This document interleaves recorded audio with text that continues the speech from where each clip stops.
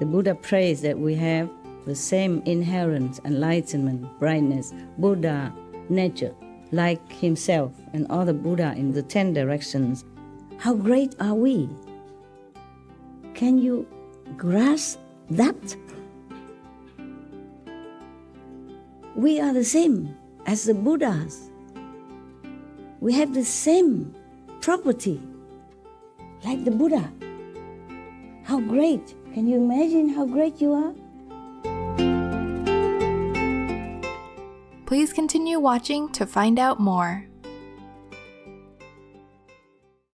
Supreme Master Ching Hai's lectures are not a complete meditation instruction. Please do not try alone. For free of charge guidance, please visit godsdirectcontact.org or contact any of our centers near you.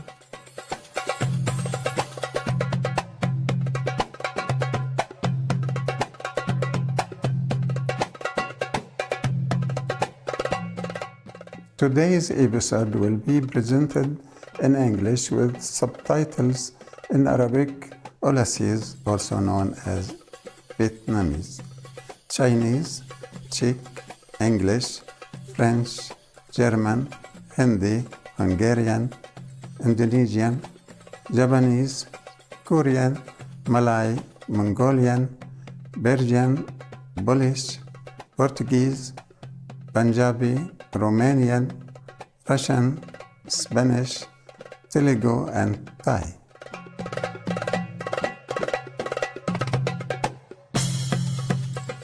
تحياتي الحارة مشاهدينا العطوفين. اسمي حبيب. الليبيون ذوي القلوب النقية يحبونكم بكل بساطة. ليبيا بلد ذو تاريخ طويل وغني، يقع في شمال أفريقيا، تنتشر على طول الساحل الأبيض المتوسط، آثار قديمة من التراث الروماني اليوناني، المواقع الأثرية مثل لبتس ماجنا، لبدي العظمى، صبراتا، وشحات سيرين.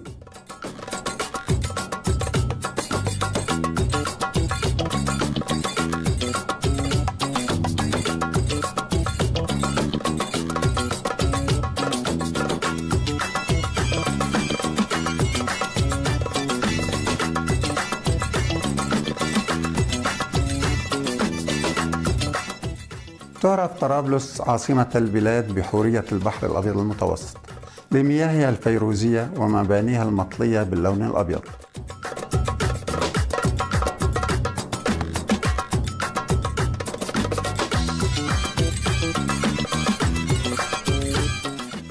لا تزال المدينة القديمة في طرابلس تتمتع بالكثير من ملامح العالم القديم، حيث نجد متحف السرايا الحمراء مع ساحات بلاط القصر الفسيحة والكثيرة.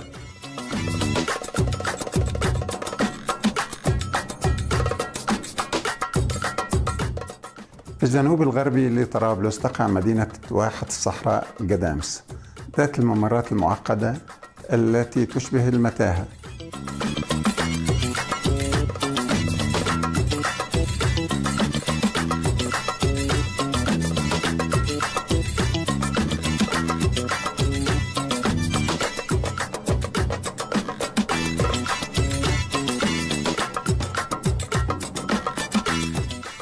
تعرف قبائل الصحراء باسم البدو الذين يعيشون حياة بدوية، ولأنهم يرتدون أثوابا تدعى الجلباب مصبوغة باللون النيلي يطلق عليهم أحيانا الشعب الأزرق.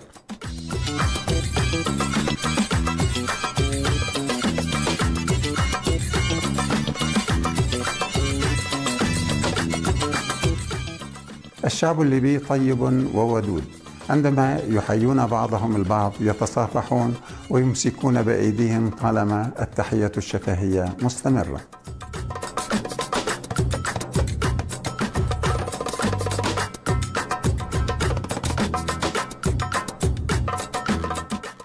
مشاهدينا الرائعين، من دواعي السرور مشاركتكم موجز عن ليبيا المثيرة.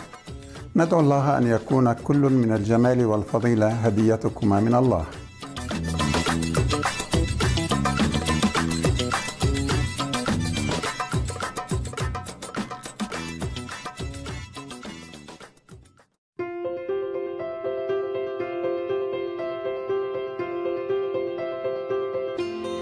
على مدى أكثر من 3 عقود منفكة المعلمة السامية تشينغ هاي تنير درب عالمنا من خلال تعاليمها الإلهية.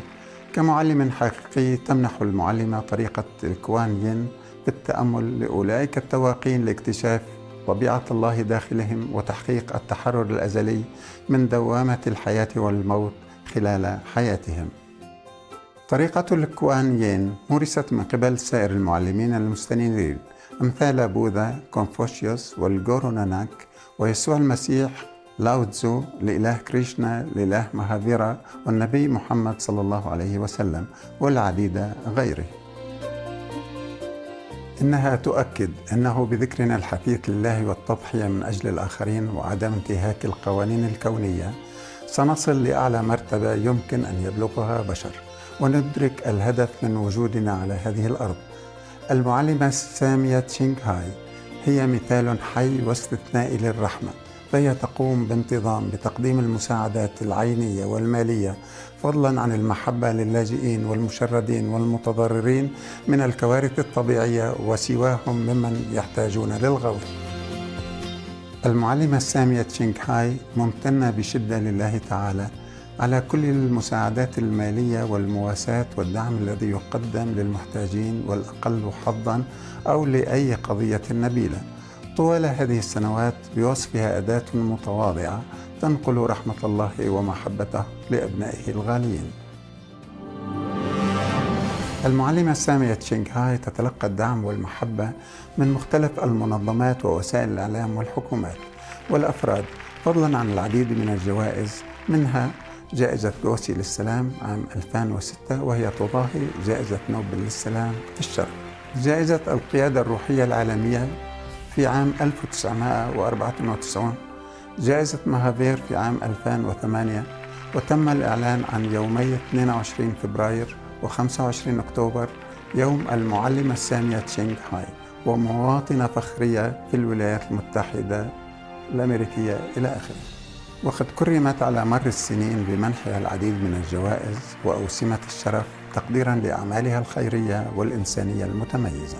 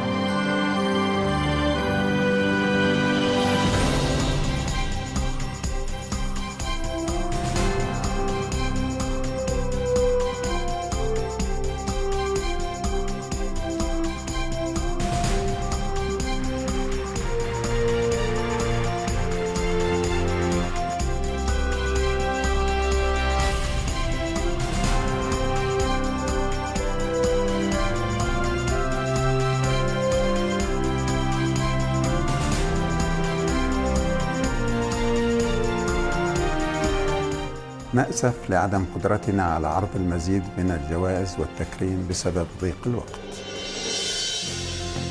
وكصوت حقيقي يدافع عن أصدقائنا. الحيوانات الجميلة. المعلمة السامية تشينغ هاي تشجع على اتباع النظام الغذائي النباتي المفعم بالمحبة والسلام، الذي من شأنه إيقاظ الوعي الإنساني لمدى قدسية الحياة بكافة أشكالها، وصولا إلى عالم مجيد تعمه النباتية ويسوده التناغم، حيث الحيوانات والبشر يعيشون في وئام.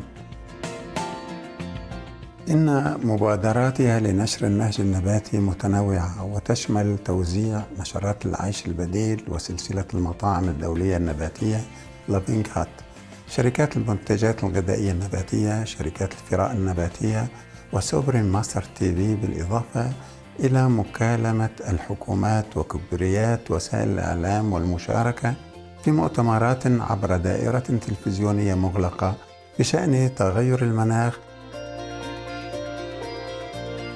علمنا بذلك أم لم نعلم؟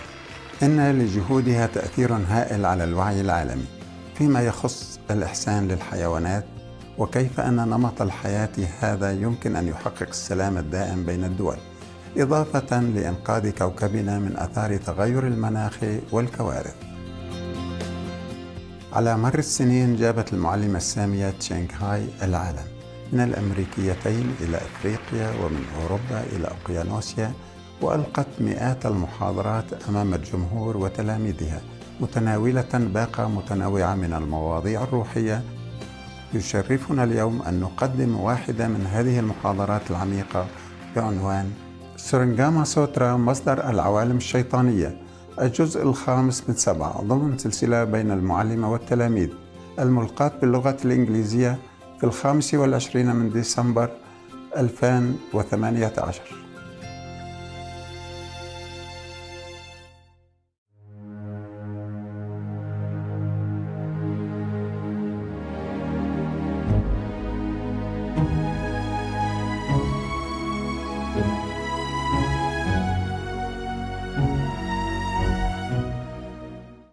I tell you one story about a king, even jealous with an elephant.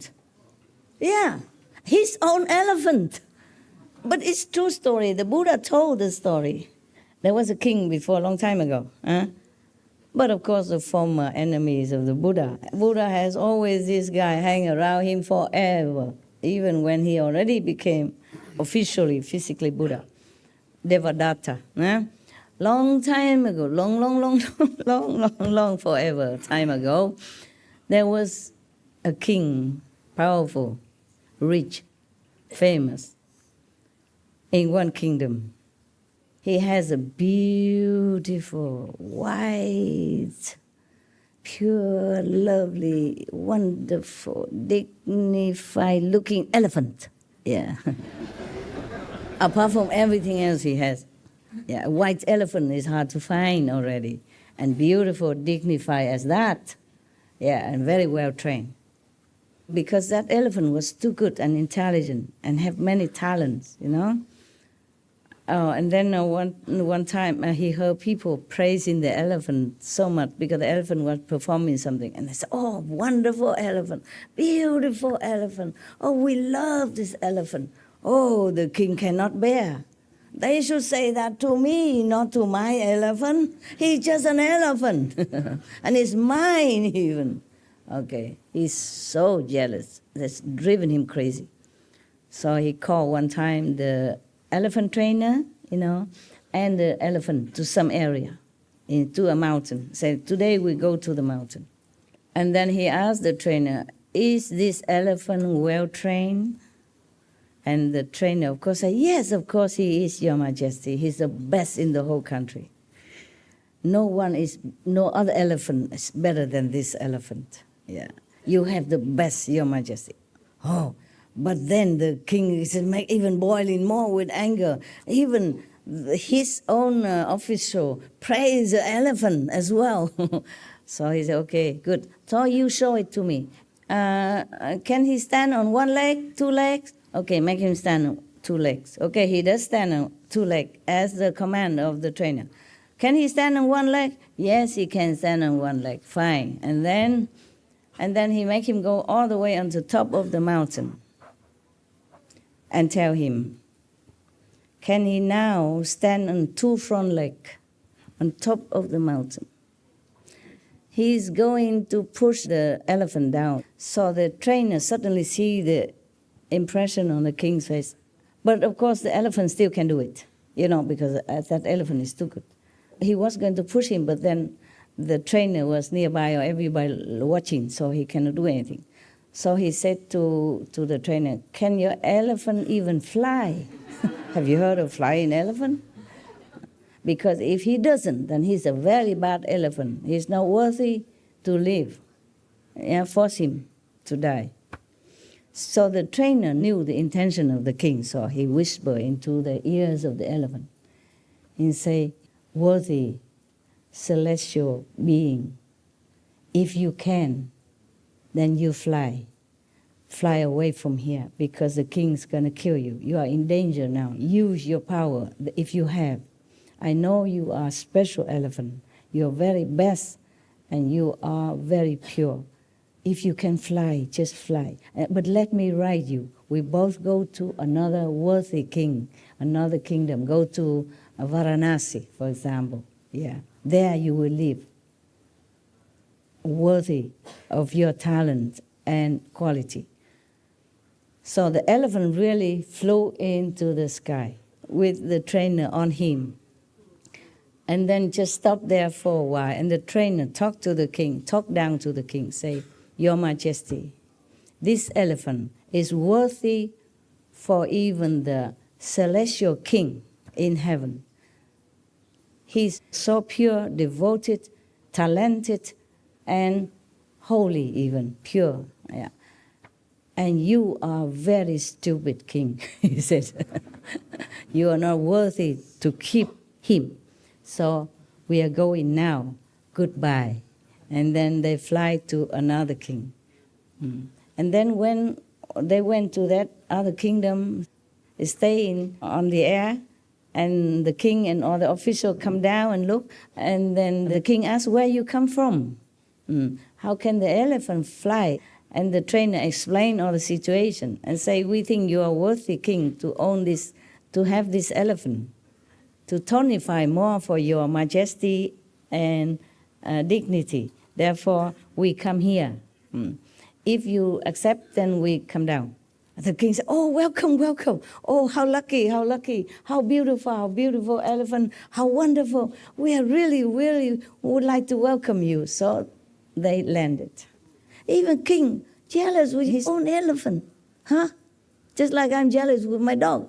Imagine. Because the dog can speak English. And people praise him. Would I do that? Would you do that? No, you would feel proud, right? You would feel happy, or glad, or surprised, maybe, but not jealous with a dog who is talented and intelligent, right? See, told you. So, even a king can be jealous with such an innocent animal only, and his own elephant. How would any other king be jealous with a master who even more, glorious, more praised and more worshipped than that elephant? That's why many masters die, in such a tragic because of that. Because not all of them are prince, But even then, like Bodhidharma, he was also prince from India. But, well, at least they don't kill him. They did not kill Bodhidharma, they just did not listen. And one of the king also did not listen. And because the king invited him here in all his good name, to invite him to his court, and asked him, boasting, oh, I built many temples, for the Buddhists. I make offering and take care of many monks. How much merit do you think I have? Bodhidharma said, no, none, nothing. So, of course, the king did not like that. The king talk is in just a very normal way, egoistic way, in the very low level of understanding about karma, merit, and spiritual progress, But Bodhidharma, he talked from the point of the Buddha, of the unenlightened person. So the king could not capiche. The king only know one part of Buddhism. but don't know every other part of Buddhism. But he thinks he knows everything. He only hear one sentence or maybe one part of the book saying, oh, if you make temple for the monks and worship the Buddha, then you have immense merit. But if you do that with worshiping attitude, with sincere reverence of really love and respect for the teaching of the Buddha, then perhaps you have merit. You have to have pure heart in doing that. This king, he did that, counting merit already by each temple he built, or by every monk that he makes some little this rice and food offering. Well, how much can that be? A king can afford more than that. So, because he can afford, so he said, does that. Out of greed, Not only you become a king already very high in worship, he still want the merit from Buddha and count it. Give some monks some food, or build some temple, and thinking he's a big shot. And he want Bodhidharma, clapping hands. Wow, incredible, you king, incredible. So the king didn't like it. And later the other advisor enlightened him, tell him why, and then the king feels sorry, invited him back, send a big army to impress him, bring him back. He don't go back. Too late. Yeah? But at least he was a prince of India, see? So the king did not chop him. Yeah, because if you go against the king's dignity, talk against the king and degrade him like that, say you do all that, but you have nothing. That means contradict the king. At those times, mean you have no respect for the king. You look down upon the king. You degrade the king. Then you are chop. You're going to be chop. Your head going somewhere, your body goes somewhere else.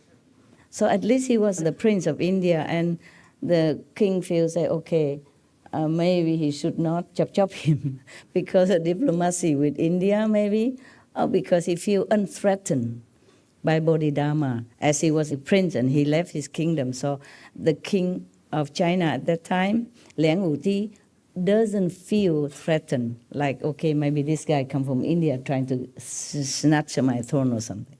So he just let him go. Thank God for that, huh? How many masters would have had that luck, talking against a king like that? Jesus have not done anything yet. He wasn't even born. The king's already chased to kill him. That's why his parents had to run away even in such a high pregnancy already and give birth on the way, you see, in the manger of the animals. And he doesn't live long after that even.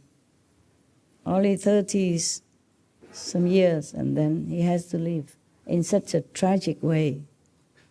You see how dangerous some government can be if they are not enlightened, if they are too possessive of their power, yeah, or abusive also. Oh God, it's a calendar. Otherwise, you wouldn't understand why, how come all the most masters are being killed. The Sikh gurus also being killed because of the Mongol king at that time. The king at that time just cannot bear the adoration from their disciples. Yeah, they worry about their power. The same, even without saying anything. The subtle reason are like that. Okay? The Buddha prays that we have the same inherent enlightenment, brightness, Buddha nature, like himself and all the Buddha in the 10 directions. How great are we? Can you grasp that? We are the same as the Buddhas. We have the same property like the Buddha. How great! Can you imagine how great you are? Everybody go worship the Buddha, but we have the same thing. The Buddha mentioned here, not only here, Buddha mentioned all the time that all beings have the same Buddha essence inside. Imagine how great you are, huh? I should worship you. I should also bow to you. But never mind, you put me on this chair, I sit here, I pretend to be a master, okay? Wake up.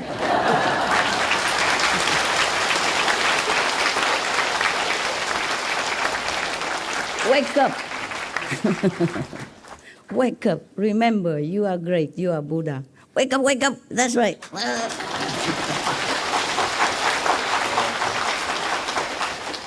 If you're Buddha, don't do silly things. Don't break the precepts. Don't do anything that contradicts to your Buddha dignity. Remember all the time.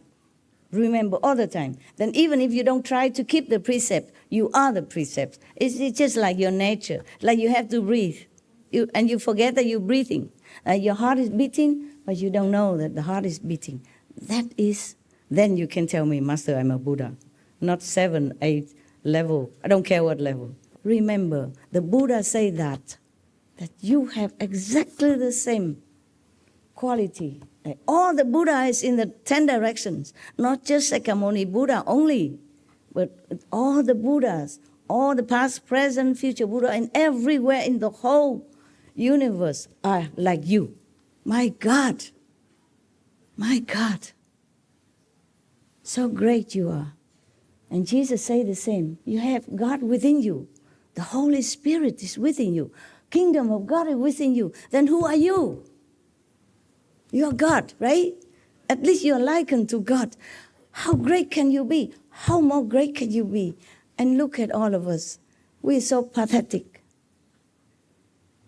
Look at the whole world people fighting for a morsel of food, fighting for a little or more piece of land. One country wants to snatch another lands of another country, fighting with the other king, another president, another whatever. What a pity. How pathetic. Huh? How pathetic. Everywhere I go, remember before I met you, I go out lecture, I say, you are great. I want to come here to tell you you are great. I want to help you to remember your greatness. That's all I wanted to do. But of course I have obstruction, yeah? Yeah, because I say other things as well. Like if you want to remember your Buddha nature, you want to know how great you are, stop all these silly bad things that you're doing. No smoking, no meeting, no drinking, no, etc., etc. And that go against many people's interest. But truly, you are Buddha. What for the Buddha lied to you? Huh? He said all beings in this world have intrinsic Buddha nature. So you're nothing but Buddha. Yeah? So if I call you Buddha, Buddha, Buddha, Buddha, small Buddha, young Buddha, or Buddha, it's okay. Huh? I hope you realize that. Because just saying that or listen to me, listen to Buddha is useless to you. So work harder to realize your greatness so that others can also benefit from your positive self-knowing energy without preaching a word even. You go everywhere, that place is full of light, full of life force, and full of happiness wherever you walk. Make yourself that kind of Buddha. Even you don't know for sure you're Buddha or not, just remember what the Buddha say, you are Buddha, okay? He won't lie to you. He did not lie. He will never lie. What for he lie? Yeah? Wouldn't it be better for him? He say, oh, you are just sinners. Oh, bad, bad, bad. I'm the only Buddha, right? Wouldn't it be better for him? No, he say, you are the same. Jesus say, you could do even better than I. All the master tell you same thing. Of course, but when they teach the disciple, they have to chastise them sometime because they follow their own mind, habit, brainwashing system. Make them believe they are this, they are that, and they have to do this in order to prove it. Just like boys don't cry. Boy cry is weak. And then now they even scandalize you. If you don't smoke, you're not cool.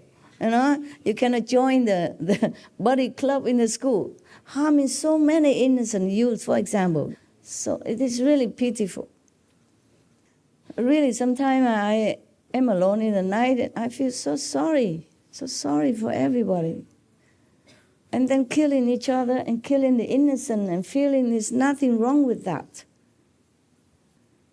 While you are a compassionate Buddha inside, and you don't let your Buddha wake up.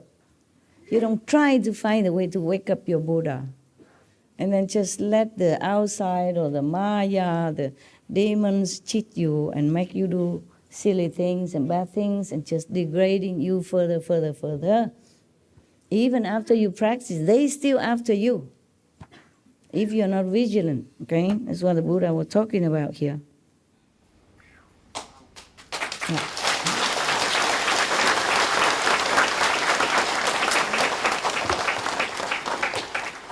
Why? Why we don't know we are Buddha? He also explained. The compassionate Buddha tells us everything. Due to the fault of false thinking. Yeah, what I told you. Huh? People teach you to do this, do that. Even just like boys don't cry. If the boy cries, he's sissy. Or woman like, or gay even. And, accusing you, all kind of things. You can cry as much as you want. Why not? It's natural of us to feel sad, to feel joy. When we're happy, we laugh. When we're sad, we cry. So what? Whose business? It's us, our emotion. We are made this way. When we cry, we don't harm anybody. When we laugh, we don't harm anybody. So why is that if you cry, you're weak? Okay? Why crying is reserved for us women only? You cry because something touched you.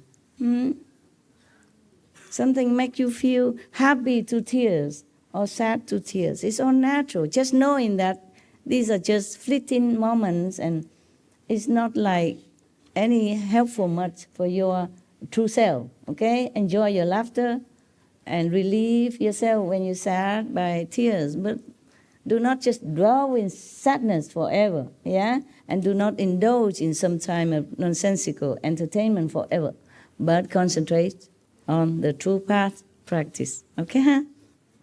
Okay, so the Buddha said, due to the fault of false thinking and confusion about the truth, infatuation arises and makes your confusion all pervasive.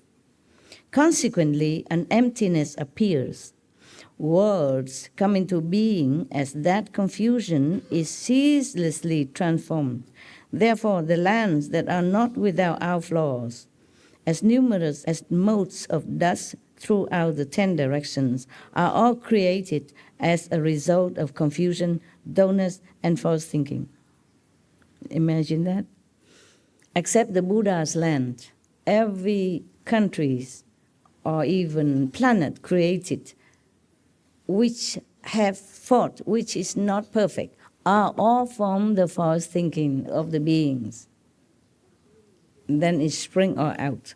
Therefore, all the countries, all the planets, except the Buddha's land, are full of imperfections and trouble, because it sprung out from false concept. That's what Buddha means. You should know, the Buddha talking, you should know that the space created in your mind is like a wisp of cloud that dots the vast sky. How much smaller must all the worlds within that space be? Okay. In your mind, sometimes because of your wishy-washy or sometimes you are not really awake while you meditate, you see something. But even then, compared to the reality, all this scenery inside are just like a speck of dust. Least of all, the other world outside, within that space, and all the so-called materialized worlds outside. It is all from the false thinking that everything comes out. The Buddha said, even if one person among you finds the truth and returns to the source, then all of space in the 10 directions is obliterated. How could the worlds within that space fail to be destroyed as well? Sometimes we meditate and we see that word. But then when we realize the truth, then all this scenery and false appearance disappear. So the Buddha asked, how can this illusionary world not be destroyed? It's the same, it's all illusion. If you realize the truth, all this kind of falseness within you will be destroyed. The same with all the world within the 3 worlds, yeah? I mean up to the Brahma. How can that be forever? The Buddha meaning that one day all this will be destroyed. Once you realize the truth, there's nothing but only the real words will rest with you.